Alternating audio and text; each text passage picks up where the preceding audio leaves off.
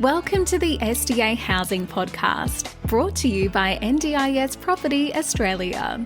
Before starting this episode, we need to provide a general disclaimer. Information contained in this podcast is general in nature only. It does not take into account the objectives, financial situation, or needs of any particular person. You need to consider your financial situation and needs before making any decisions based on the information in this podcast. And you should consider seeking independent and professional advice for your personal circumstances. All right, let's begin. Welcome to the SDA Housing Podcast, a show that guides, highlights, explains and brings awareness to all things SDA in this ever-changing NDIS world. My name is Debbie. I'm your host today. We have a very special guest speaker on today, Bruce Bromley from SDA Consulting. Welcome, Bruce. Thank you, Debbie. It's wonderful to have you on the show. Yeah. So, we've heard about you for ages. You've been very, intrinsic to the development of SDA from the early days with everything that you've done with your organisation, Equal Access Group. So we're very excited to have you and to learn about your journey, through the SDA world and just accessibility world in general. So maybe if you want to start by telling us a bit about your organisation, Equal Access Group. Sure. I formed Equal Access back probably about 17 years ago now as disability access consultant. So consulting to make sure the built environment is accessible for people with disabilities. So anything from retail through to commercial projects, offices, public transport, hotels, resorts, and pretty much everything else in between. So it's making it accessible for the full range of disabilities. It's not just a case of we have a ramp out the front and we have a toilet, we've ticked our box. It's really looking at a holistic approach to accessibility. Following on from that question we kept getting asked is how do we get people out of buildings in an emergency? We've got a building code that says we need to get them in. And even now, we still don't have any prescriptive requirements in our building code to address the evacuation of people with disabilities. So we set up EvacuLife and initially started importing products from Italy, evacuation chairs. But then that side of our business has grown and grown, both as products and also for consulting. And I also sit on the standards committee for the development of the emergency workplace evacuations, Australian standards, and sort of applying a lot of that learning into SDA too at the moment. Then we have SDA Consulting, which is the capacity I'm chatting today about.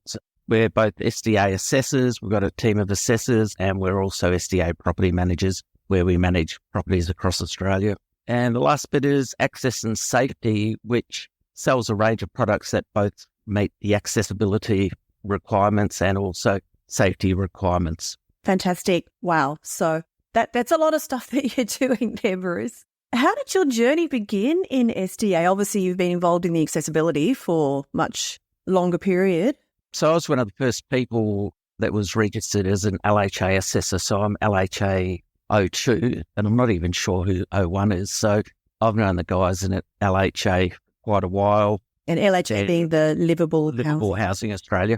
Yeah. Yep. So even in Victoria, it's never taken off like it has in New South Wales particularly, but we got the inside knowledge and running that with SDA, there was going to be a lot of work, both for new builds and also assessments of existing facilities, legacy stock, basic stock, to now allow them to get funding. So we put a bit of concentration in the business to head in that direction. We started doing a bit of blogging as we were going on our knowledge and learning, because again, we'd get, quite a few phone calls about it. Then when we could see it was really starting to take off, we set up SDA Consulting, set up the website, and anyone that visits the site, we take a very much participant first approach, but also part of that is to share our learnings. We're not sort of organisation that keeps our cards to our chest. We'd much rather share what we know so we get proper results for participants. And then during that whole process, I was approached if I wanted to be one of the co-authors of the design standards,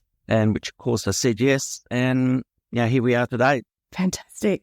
I'm going to go back to the design standards in a little bit, but okay, so what have you seen? Obviously, you've been involved in SDA from the inception. What have you seen in the sector that has I guess, created opportunities for more involvement by stakeholders to contribute to SDA growth?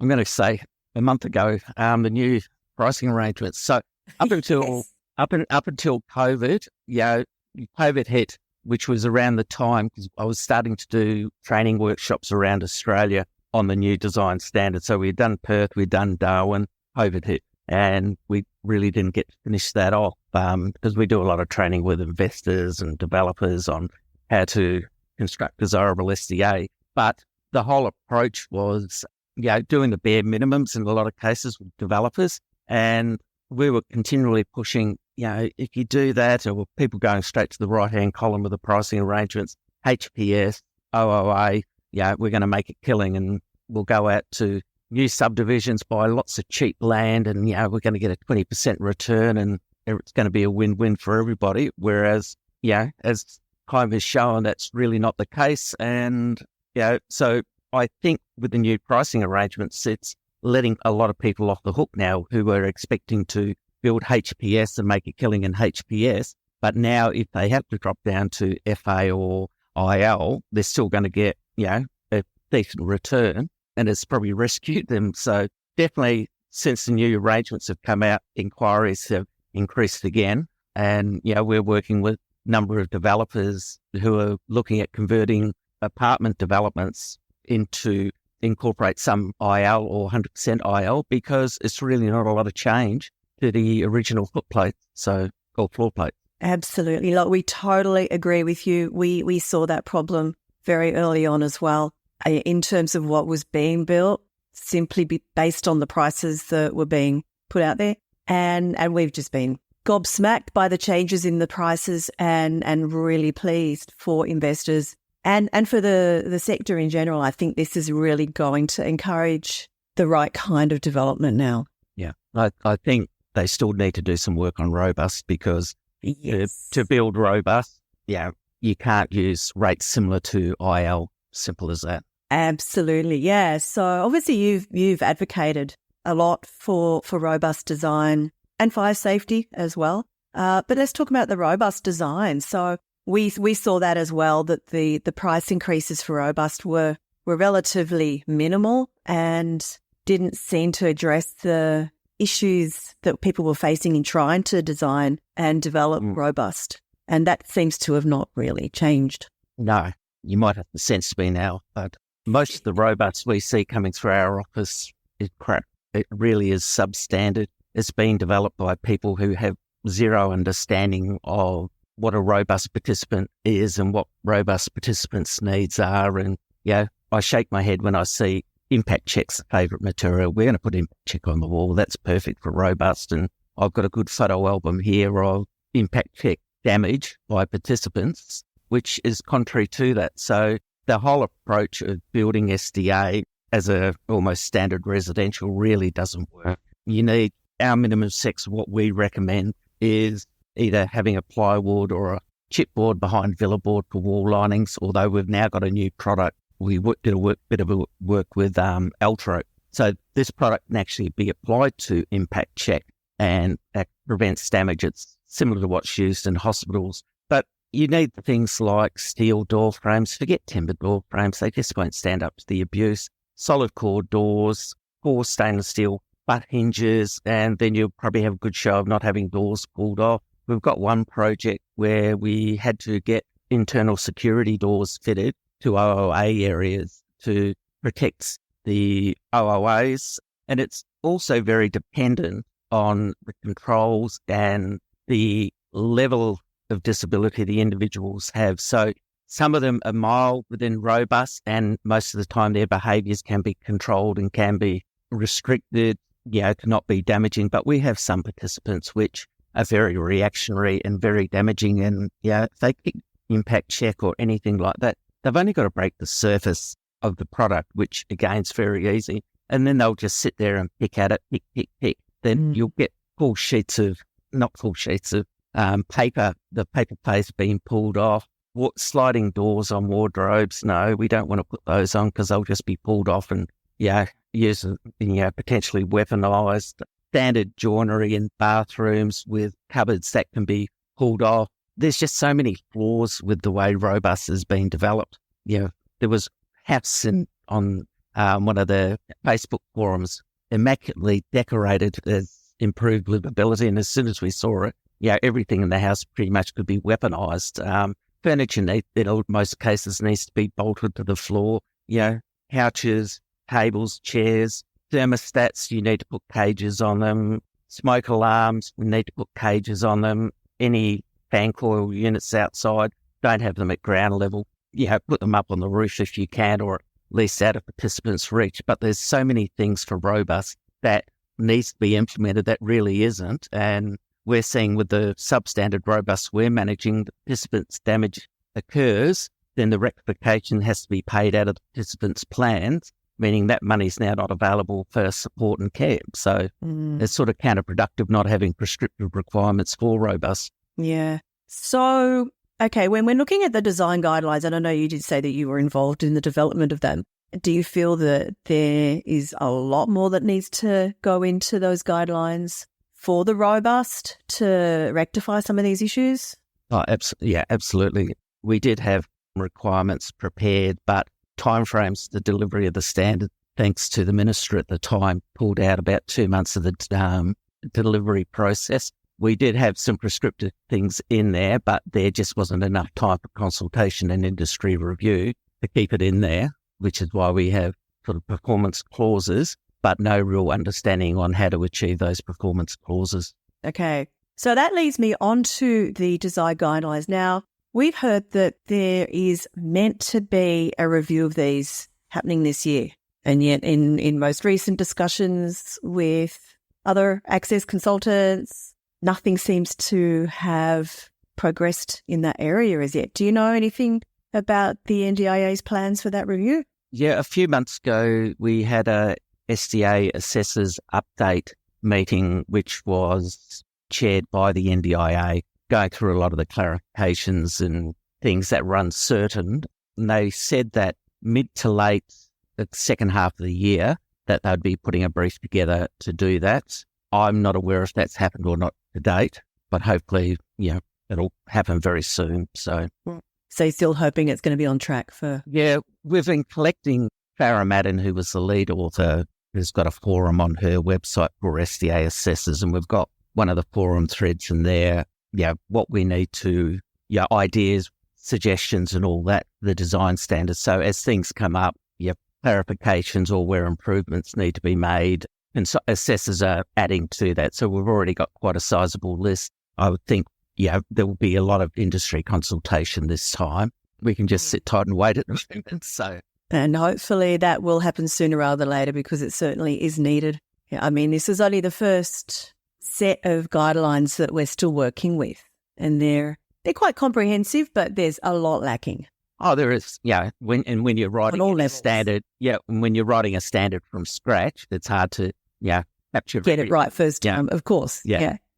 We did go to industry for consultation, and we did get some feedback, and what was applicable, what relevant, we did incorporate that. But I think now industry sees how critical SDA is. We should get a bit more engagement next time around. Looking forward to that. So tell us more about fire safety. I know you're also quite an advocate for that, as are we.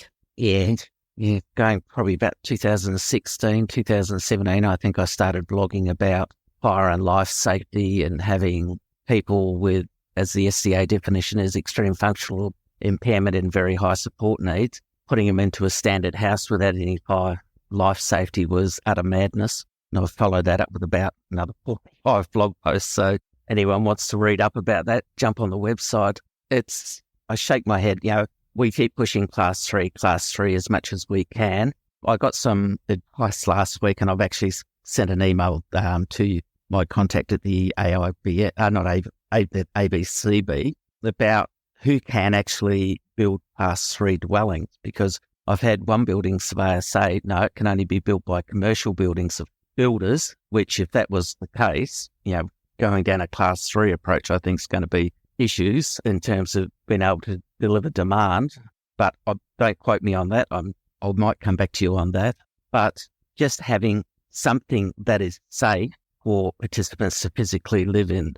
yeah, fire sprinklers are a must. You've got to have fire sprinklers in SDA. And we've taken the approach for high physical support and fully accessible SDA that we will not property manage those sort of properties if they don't have fire sprinklers. We made that decision right at the start. I'd love to be able to say it for the other two categories. Fortunately, with robust, it's usually a 1-to-1 ratio, one participant, one OOA. So you've got a level of safety there. Improved livability is a real compromise because people will go, oh, people can walk out. That's not a problem. They'll be fine. But if they don't have care there, confusion, cognitive impairment and all that may prevent them from being able to know what to do in the emergency. And we saw with Kew Cottages. Understand what's going on, that sort of thing. Correct. Yeah, to actually get out in an emergency. So for me, sprinklers should be across all three, whether class 3 or all four categories, but whether should be a class 3 build, I'm not 100% convinced. I think there's room for maybe a 1B plus or a 1C type build, which incorporates fire sprinklers, maybe smoke seals and the like, because you're not dealing with a larger scale accommodation facility as you would have in aged care. So SDA 5 participant, which we don't really have now, and 2 or 3 participant, probably class 3 is overkill. So I think there's got to be a sweet spot in the middle there, and I believe the ABCB are looking at those options. But at the end of the day, if you don't have sprinklers or don't have anything, I would be suggesting to building owners, seal providers to stand at the door of each participant and say, if smoke alarms take a minute to minute and a half to activate, then the house becomes a fire trap and flash over it 2.5 minutes. How many of those participants would have got out of the building in that time? The answer is none. The fallback on using OOA to evacuate participants is foolish. It's not the OOA's responsibility to evacuate. Their job is to get out of the premises as quick as they can. We suggest a few things, that they take a kit with them with all the participants listed in the property and give that to the first responders. But there's a lot of conditions, and we've been doing training sessions for some of the larger providers on how to actually plan for evacuations and plan for emergencies. And they've realised at the end of it that if they were to have fires in some of their supported facilities, that their participants wouldn't actually survive, because there's no way you can actually get them out if you don't have sprinklers. Sprinklers aren't always going to put fires out, but they're going to control it and they're going to slow the spread. And you can get the emergency services there in a few minutes. You're going to be in a lot better position than if you didn't. So I think fire safety is one of the big items that really has to be addressed at the moment. So obviously in the new price arrangements, there was a significant uptake for properties that do have fire sprinklers. Do you see them potentially being made compulsory in the future? I think they will. I think the NDIA not doing it would be negligent, I think. And when you go back to the definitions, and there's something again I flagged a few years ago, the definitions of SDA participants, for me it has to be, class 3, then what used to be subsection 7 or supported accommodation, where it says that where you have 10% or more of participants living there that need either assistance in their day-to-day activities or to evacuate, you have no choice but to apply class 3, because SDA isn't 10%, it's 100% of participants, because they either have an extreme functional impairment or very high support needs. So that's the only answer you have. Yep. Here. So, well, we're also huge advocates for fire sprinklers and fire safety, and hopefully there's going to be some kind of a clarification in the near future on what is required. Even forgetting the NDIA making a ruling that it's mandatory, I think in some respects, building surveyors that don't apply that category are negligent. So I think we just need one fire, where it always happens after a tragedy, that everyone will start pointing fingers and go, how did we allow this to happen? Why? Why is this the case? One of my blog posts I've got, subheading is, there will be fatalities, not if but when. And I think that's simple as it is for SDA at the moment without sprinklers. Yeah. I guess the issue people are going to be thinking of, how is this going to be made retrospective? And if so, how could that work? We know that retrofit is going to be a big job. Easy. There's a number of as I said, we won't take properties that don't have fire sprinklers. there's a number of installers. You're looking about 22, 23 to retrofit residential sprinklers in a 1B. So it's not big dollars over the whole scale of a project. So if you're doing it class 3, yes, the sprinkler requirements are different, and you've got fire indicator panels, you've got all those additional expenses. And this, but if it's not a class 3, you don't have to meet those requirements. And this is where I was saying you almost need this hybrid of 1B class 3, provide a suitable solution that's not cost prohibitive. So retrospective install, I don't think is that bad. 19,000 for a sprinkler install in a new 1B as it's being built. So I think neither of those costs are cost prohibitive. And any properties we have coming through our office, we push them very hard to put sprinklers in them for that very reason. Retrofitting class 3 wouldn't be feasible because your wall construction, your compartmentation wouldn't comply. Okay, well, that's an interesting aspect because we've heard other people saying it would just be prohibitive in cost. It would be too hard. Where are you going to house the participants while the retrofitting is being done? All these sorts of issues. And I guess, it has to be worked around. It's done when the participants are in there. It's just done during the day. It's as long as you can get access to your roof space, they run all the lines, everything, because it's not even copper piping. It's like a poly pipe with the sprinkler heads in, concealed. Yeah, all works beautifully. So, okay, well, that's really good to hear because we've certainly been told otherwise that it's just going to be too hard. So maybe not so. Not at all. Wonderful. No excuse.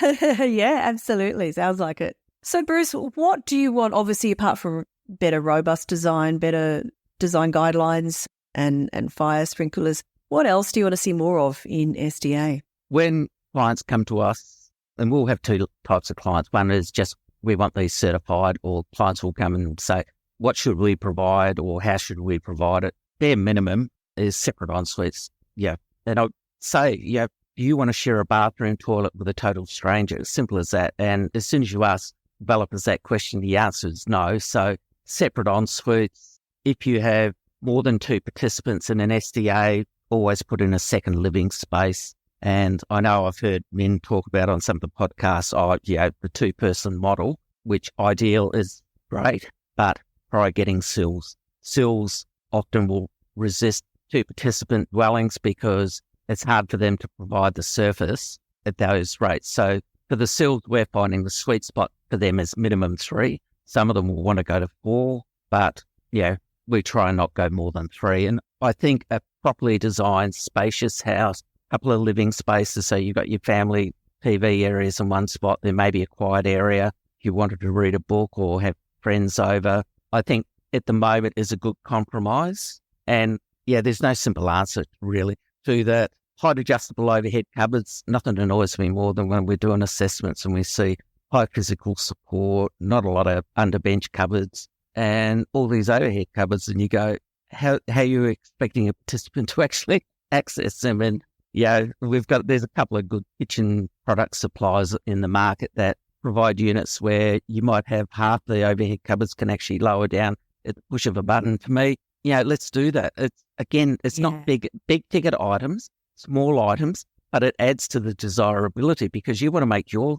property more desirable than to the one that's being built down the road or a suburb across. Precisely. You want to attract participants. So incorporate extra things. Home automation's another, for me, is a no-brainer. Not for robust and, lesser extent IL, but for the other two, home automation, it's not expensive now. It used to be C-bus systems and all that. You're in the 30, 40,000s, but probably under 10 grand, you can do mostly home automate the PowerPoints, lighting and all that in a house. So again, it's not big ticket items. So they're the sorts of things that I would love to see as become even standard.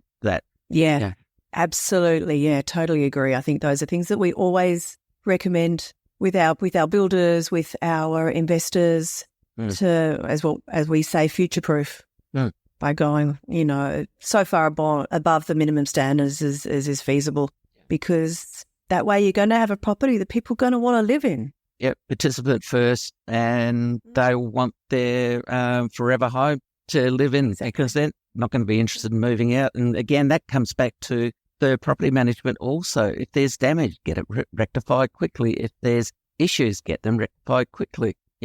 Budget every 5 or 6 years to repaint the house. Don't just let it wear down, because participants have the choice and they're going to go, oh, nicer one up the road. My plan's up, I'm going to move. So, yep, that's right. You just mentioned property management. Now, you recently moved into SDA property management as a SDA provider. Yeah, that was one of my harebrained ideas about 18 months ago, 2 years ago. I said to my business partner, Karina, hey, why don't we get into property management? Because all our clients were going, do you know anyone to property manage? And I said, it can't be that difficult. Boy, was I wrong. But no, we're very well set up. We've got Nicole on board, who's our senior property manager. So she's had 15 years experience in property management. No idea of SDA when she started with us. So big learning curve. Then we've got Carla, then Karina oversees it. So yeah, we've managed properties across Australia, from Townsville, South Australia, Melbourne, obviously. And we've got some coming up in Sydney. So yeah, it's just another service we provide. We're probably a little bit unique to most SDA property managers in that we are also registered real estate agents. We don't buy, sell properties or do anything on SDA, but it means we operate with trust accounts. So there's full transparency for clients. We get audited every year because we hear so many horror stories of clients saying, I've had participants in my house since May last year. We still haven't received a payment yet. So yeah, we've taken a very different approach to that. Yeah. So how many properties have you got around the country currently under management? Oh, quite honestly, I wouldn't have a clue. Karina and Nicole manage that. I know there's a lot, and we're probably getting 2 or 3 on a week at the moment. So, yeah. So you just do the property management. You're not the SDA provider. No, SDA. You are. So we're SDA provider and correct. property manager. Yeah. So 2 directors, myself, I manage the certification, registration, compliance, design advice part of the business. Karina manages the property management side. So I think she's coming up to speak with Ben soon anyway. So yes, hit it with those questions. So we will.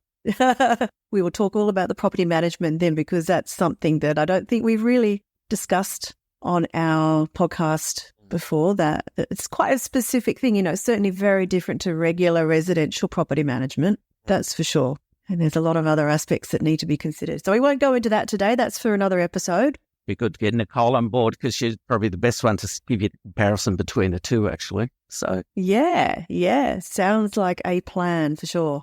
So Bruce, I guess what next for Equal Access Group and specifically for SDA Consulting Australia? I think we just roll with the flow at the moment. The demand for assessing and certification is progressively increasing. The demand for property management is increasing. I've always been a believer in diversifying, because if you have one part of the business go quiet, you've got other areas, and that's really where we've got the 4 segments of our business. But I think we're really in the consolidation phase now, and we don't want to compromise the quality of service we provide. We've got, I like systemizing. We need to have systems, and the software we use, the management, everything, that's so critical, and it allows us to expand and take on properties. And when we get to the point of enough properties in particular states, we'll then, appoint property managers in those other locations. At the moment, we handle it all out of Melbourne quite easily. So that's probably where we are at the moment. It's more consolidation and growing.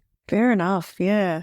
So, and I just want to touch lastly on, you mentioned a few times through our chat, your blogs. And I know that when we first started, we came across a lot of your blogs and other information on your website, which we found really invaluable in teaching us a lot about SDA. And as you said, you're all about putting the information out there. So, you're still writing blogs. You're still very much involved in that. Yeah, anytime there's pretty much legislation change or where we can see improvements, we blog. So just hit the website, SDA Consulting, and click on the learning link. We just put posts up, sign up to our newsletter, and anything changes or new directions being given, we will provide advice on that. The first post, actually, we've got a workshop on the 30th of August dealing with emergency life safety organisations understanding their liability and risk for providing fire safe SDA. So we've already delivered that to a number of large organisations, and we've had a few people asking if they can attend workshops. So we've decided just run one that individuals or small organisations can attend. So the details are also there for that. Fabulous. So obviously the website is SDAconsulting.com.au. Great. And how else can people get in touch with you? Is that the best way? Oh, hit me up on LinkedIn. I'm on LinkedIn. We've got an SDA Consulting page on Facebook. I don't take personal contacts on that, but hit me up on LinkedIn. Just search for me. Should come up fairly quickly. So, fantastic. And we'll have those links at the in the description of this episode if anybody does want to connect with Bruce on any level at all to do with assessment or just information or your courses or I guess the SDA property management side of things. Welcome the opportunity. Fantastic. Any last words, thoughts you'd like to leave us with today, Bruce? Discipline first. That's it.